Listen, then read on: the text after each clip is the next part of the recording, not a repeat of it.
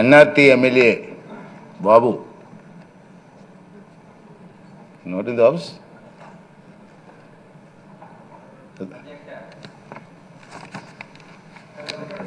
అధ్యక్ష మీకు ధన్యవాదాలు. మరి పల్నాడు జిల్లా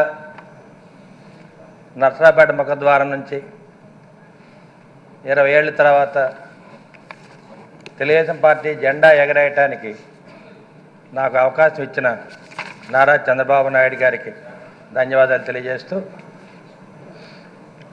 నర్సరాపేట పల్నాడు జిల్లా నుంచి మొట్టమొదటిసారిగా స్పీకర్ చేసిన డాక్టర్ కోడెల గారు మొట్టమొదటిసారిగా ఆంధ్రప్రదేశ్కి స్పీకర్గా చేయడం జరిగింది.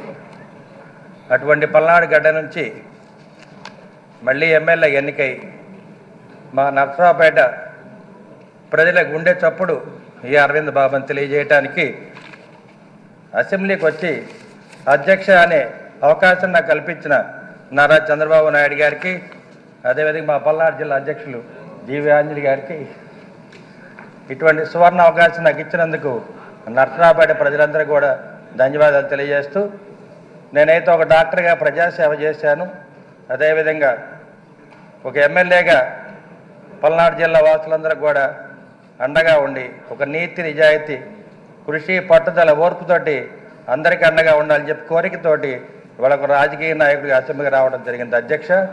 అదేవిధంగా మా తాతగారు సివికే రావు గారు ఆ రోజు కాకినాడలో 3 సార్లు ఎమ్మెల్యేగా కమ్యూనిస్ట్ పార్టీ తరఫున పనిచేయడం జరిగింది.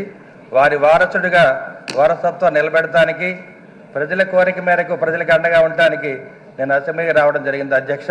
ఇటువంటి సువర్ణ అవకాశం నాకు ఇచ్చినందుకు మరి నారా చంద్రబాబు నాయుడికి ధన్యవాదాలు తెలియజేస్తాను.